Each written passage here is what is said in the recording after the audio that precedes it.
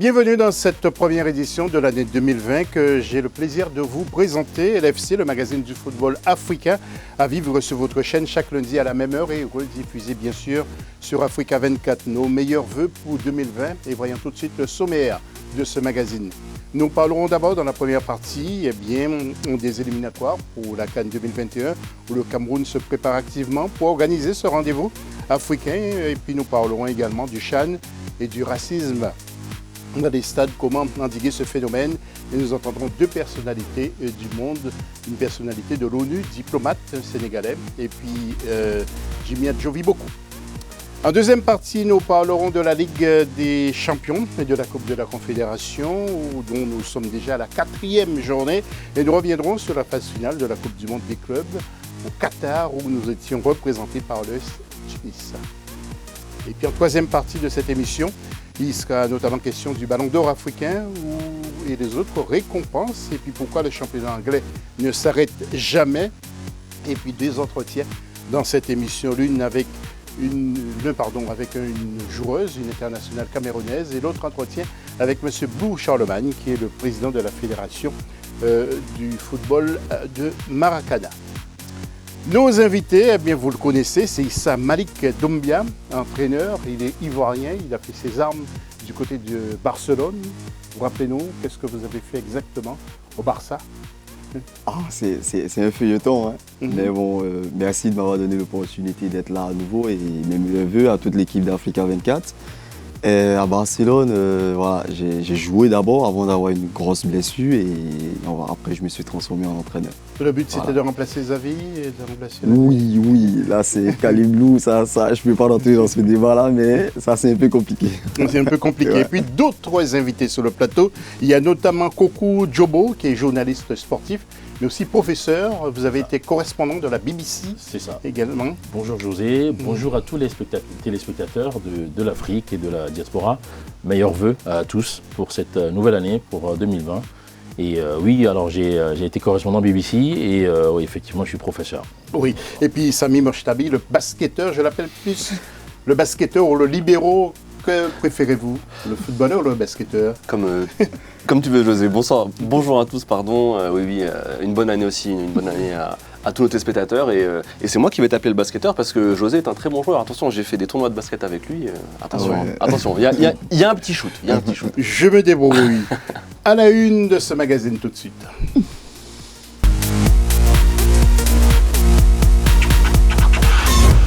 Et puis nous allons évoquer la CAN 2021 et le CHAN 2020. C'est dans quelques jours pour le CHAN.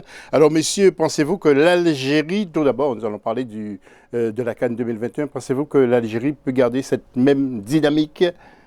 Moi, mon point de vue personnel, je pense que non. Ça sera vraiment une grande compétition, c'est une grande fête en Afrique. Le Cameroun déjà, ils n'iront pas comme favoris, mais lorsque vous recevez, vous avez plus d'implants. La Côte d'Ivoire, nous avons une belle génération qui se construit de jour en jour, mais je pense que mon favori, c'est le Sénégal. Oui, Coco, vous êtes de l'avis, il dit ça, le Cameroun va mettre la pression, va peser sur cette CAN 2021? La CAN est devenue une compétition très très difficile, alors sur des versants différents que ce qu'il y a eu par le passé, mais si on part sur les effectifs sur le papier, il y a de grandes chances quand même que le Sénégal ressort des chapeaux, mais l'Algérie monte encore en puissance. Ils ont gagné la dernière édition, mais je pense qu'ils seront pas loin du titre.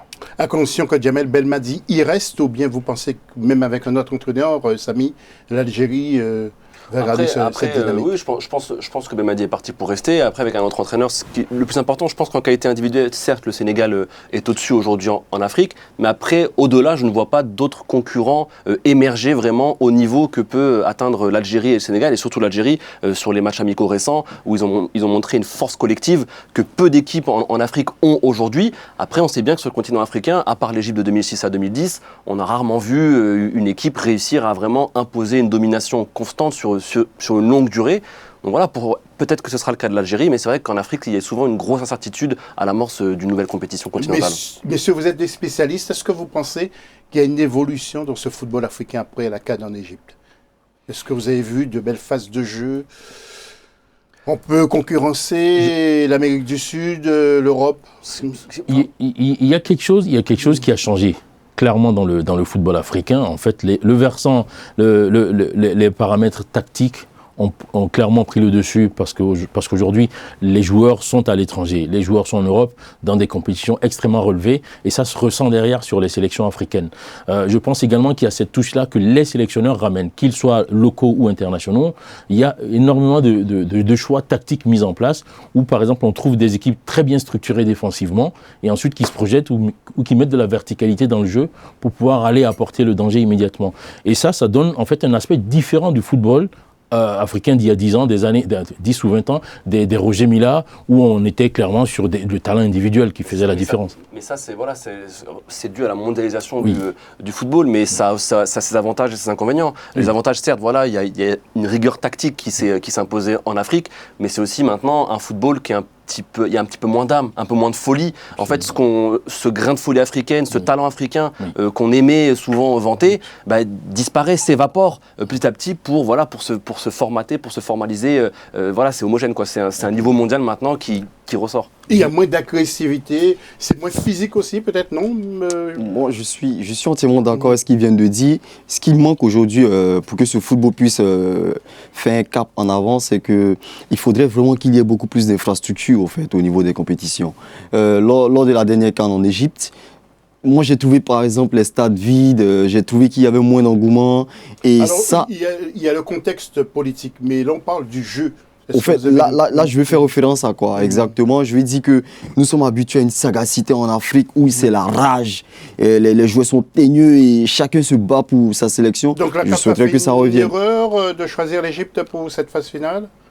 À mon point de vue, je pense que c'est l'Égypte qui avait les infrastructures là, afin d'organiser. Mais la Coupe d'Afrique, nous sommes habitués plus à avoir une compétition avec beaucoup plus je ne sais pas si vous voyez, de sources. En 2 mots, explication sur le manque de public. Il y avait du monde lorsque l'Égypte jouait. C'était plus le contexte politique, à mon avis. Il y a le contexte politique, mais attention, l'Égypte remplace au pied levé le Cameroun qui était en organisation. Et c'est très compliqué derrière, si vous voulez, au niveau communication, mais surtout au niveau marketing, de mettre une billetterie qui correspond en fait au pouvoir d'achat des Africains. Quand je dis pouvoir d'achat des Africains, c'est-à-dire qu'en Égypte, quand l'Égypte jouait, il y avait les Égyptiens. Mais pour les autres nations, il faut se déplacer.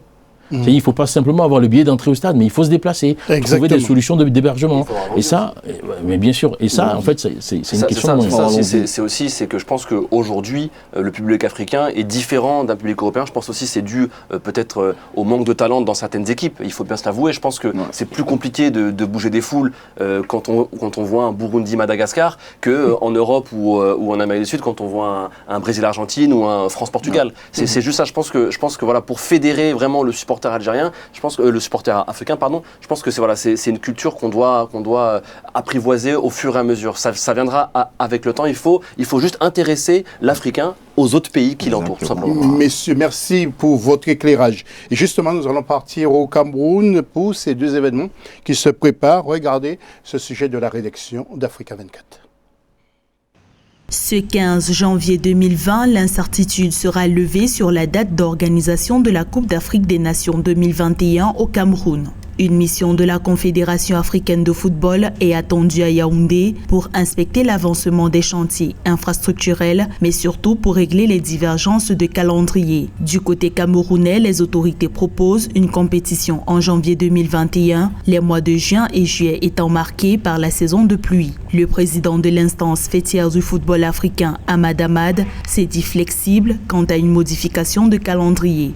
Pendant ce temps, le Cameroun termine sa préparation pour l'organisation du championnat d'Afrique des Nations du 4 au 25 avril 2020 à Yaoundé, Douala et Limbé. Alors, messieurs, c'est l'éternel problème. Avant de voir le tableau, après la 2e journée, c'est seulement cette semaine, le 15, mercredi, que la CAF va prendre une décision concernant l'organisation. Est-ce que ce sera juin-juillet ou est-ce que ce sera en début d'année? Je pense que ça fera référence à l'avancée des travaux, à l'avancée de l'organisation et tout ce qui sera mis en place. Nous avons vu les stades là et je pense qu'ils ont fait un énorme progrès. On espère que... Alors on évoque un problème d'intempéries, Issa. Honnêtement, je sais pas pour vous, mais après, je sais que voilà, c'est un problème aussi. On sait très bien que la FIFA compte aussi organiser en juin sa nouvelle Coupe du Monde des clubs, beaucoup plus développée, avec beaucoup plus de clubs. Qui dit beaucoup plus de clubs dit beaucoup plus d'argent. Je pense aussi que c'est une question de gros sous.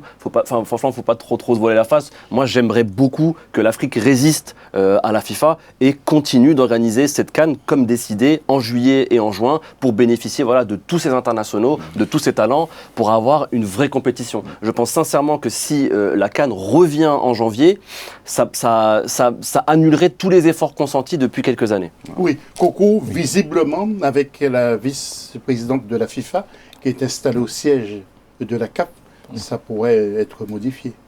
Alors oui, ça pourrait être modifié, mais je pense qu'en fait sur la CAN, il y a cette suprématie de la FIFA qui fait que sur les dates choisies, la FIFA passe avant la CAF. Et la difficulté, alors on mettra forcément en avant. Vous verriez plus janvier, février que. Alors moi mon souhait, ce serait quand même que ça reste sur le mois de juin, sur juin et juillet. Mais le problème d'intempéries, parce que le Nord, justement, oui. L'été au Nord et l'été au Sud, en Afrique, n'est pas vraiment pas la même chose. Non, on n'est pas sur la même chose. Et sur une bonne partie de l'Afrique, on est sur ce qu'on appelle la saison des moussons. Et il y a énormément d'effets climatiques qui vont générer des difficultés. Au niveau des pelouses qui vont être gorgées d'eau, on l'a vu au Gabon, hein. On l'a vu sur l'organisation au Gabon, où où les pelouses vont être totalement impraticables. Alors, mais en même temps, il faut voir le côté où les sélections vont pouvoir disposer de toutes leurs armes. Ce qui ne sera pas certainement le cas en janvier, où les clubs vont faire de la résistance. Merci, messieurs. Nous allons voir le tableau, justement, après la deuxième journée, où tout d'abord, en groupe A, vous le voyez, le Tchad avait perdu devant le Mali 2-0 et la Guinée avait battu la Namibie sur le score de 2-0 également. La Guinée est en tête, ex-aequo avec le Mali. En groupe B maintenant, après la deuxième journée, victoire, souvenez-vous, du Burkina Faso face au Soudan du Sud 2-1 et Ouganda qui avait battu Malawi 2-0. Ouganda est en tête avec le Burkina Faso. Enchaînons avec le C maintenant et la victoire de l'Afrique du Sud. Un petit but face au Soudan et le Ghana face à Sao Tomé. 1-0 également. Le Ghana est seul en tête devant l'Afrique du Sud. Nous enchaînons avec le groupe D et RD Congo qui avait fait match nul avec la Gambie 2 buts partout et le Gabon qui avait battu l'Angola 2-1. Vous voyez le classement donc sous votre écran. En groupe E, regardez, pour la deuxième journée, la Mauritanie avait battu la République centrafricaine 2-0 et le Burundi avait perdu face au Maroc 3-0. Les Marocains qui sont en forme, vous sentez qu'ils peuvent aller loin, les Marocains? Il y a un groupe, il y a des joueurs qui arrivent et je pense qu'il y a un sélectionneur qui sait ce qu'il fait. Donc oui, je pense qu'il y a un projet qui est séduisant en tout cas du côté du Maroc. Un groupe F et Coco va nous donner son avis. Après la deuxième journée, regardez, Rwanda, Cameroun, 1-0 pour le Cameroun et Cap-Vert, Mozambique, 2 buts partout. Le Cap-Vert qui fait du surplace, hein, Coco. Alors oui, le Cap-Vert fait du surplace. L'engouement qu'ils ont développé sur les dernières compétitions est en train de flétrir un petit peu. Mais je pense que sur ce groupe-là, il faut comprendre que ça va être difficile de se positionner. Pourquoi? Parce que le Cameroun est censé être l'organisateur. Et donc derrière, on va bien entendu détacher deux sélections pour passer. Tout dépendra de comment le Rwanda va gérer les prochaines rencontres. Parce il ne me semble qu'une place. Hein. Il me semble qu'il n'y a qu'une place. Il n'y a qu'une seule place. Le Cameroun a déjà une place attribuée. Il me semble que c'est la même configuration. Oui, tout à fait. D'accord. Donc il n'y a qu'une place. Cette place-là, du coup, va valoir son pesant d'or. Oui. En groupe G maintenant, avec Kenya, Togo, un but partout, et Comores, Égypte 0-0. Nous enchaînons avec le groupe H, s'il vous plaît. Deuxième journée, Botswana face à l'Algérie, 1-0 pour l'Algérie et Zambie-Zimbabwe. 2-1, l'Algérie donc s'est positionnée déjà. En groupe I maintenant, avec Eswatini qui perd devant le Sénégal 4-1 et le Congo qui bat la Guinée-Bissau 3-0. En J maintenant, regardez, nous sommes obligés d'aller très très vite. Libye, Tanzanie 2-1 et Guinée équatoriale qui perd devant la Tunisie sur le score de 1-0. Vous voyez le classement comme nous-mêmes. En groupe K maintenant, avec Madagascar qui écrase le Niger 6-2 et la Côte d'Ivoire qui perd devant l'Éthiopie 2-1. 1. Issa qui avait mal dormi pendant une semaine après ce résultat. En groupe L maintenant, après le L, je pense, c'est la victoire du Bénin face à Sierra Leone, 1-0, et les autos qui perdent devant le Nigeria, 4-2. Messieurs, nous allons parler du CHAN maintenant avec les équipes qui sont qualifiées. Issa, est-ce que c'est une bonne chose, ce CHAN, pour les footballeurs africains? Pour moi, cette compétition, elle est énorme parce que c'est une récompense pour tous les joueurs locaux. C'est une manière pour eux, c'est leur finale, c'est une manière pour eux de pouvoir s'exprimer à travers le monde et de montrer voilà, de quoi ils sont capables et en même temps de faire un appel aux différents sélectionneurs des équipes. Voilà, et cette compétition, je pense qu'elle doit avoir plus d'engouement que ce qu'elle a parce qu'elle représente vraiment dignement ceux qui jouent encore dans des conditions pas vraiment favorables comme ceux qui évoluent dans des championnats internationaux. Ils évoluent plutôt dans des championnats locaux qui sont pas, où il n'y a pas vraiment toutes les conditions qui sont réunies et ils font, c'est une bonne compétition pour moi. Oui, le dernier vainqueur, c'était le Maroc. Hein. Oui. Ouais. Oui, non, c'est une compétition qui a eu du mal quand même à démarrer. C'était un petit peu l'antichambre des sélections A. C'était une compétition qui avait valeur de test, mais qui au fur et à mesure a réussi à avoir sa propre identité et à s'affirmer sur le continent. Je sais que maintenant, elle est assez suivie. C'est vrai que l'édition où le Maroc a gagné a été beaucoup suivie. Il y a eu un engouement certain.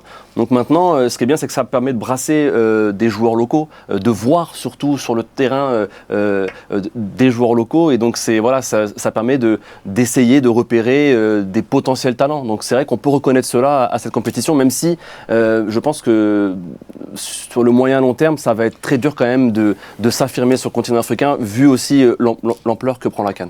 Kono Manon doit remettre l'antenne en 2 mots seulement sur ce jeu. Je vais prendre le contre-pied de mes collègues. Pour moi, c'est une compétition qui ne peut pas avoir son pesant. Clairement, pour la simple et bonne raison qu'au niveau des organisations, on n'est pas sur le même versant que la CAN. D'accord, mais en tout cas, peut-être aussi le Cameroun va nous proposer autre chose. C'est à voir. En tout cas, c'est dans 2 mois environ, ce CHAN au Cameroun précisément. Dans la prochaine émission, nous parlons du problème de racisme qui touche justement, c'est un fléau qui touche les stades de football. Nous aurons l'occasion d'y revenir. Restez avec nous, deuxième partie de l'émission dans quelques instants pour parler des Coupes d'Afrique notamment, la Ligue des Champions et la Coupe de la Confédération. A tout de suite.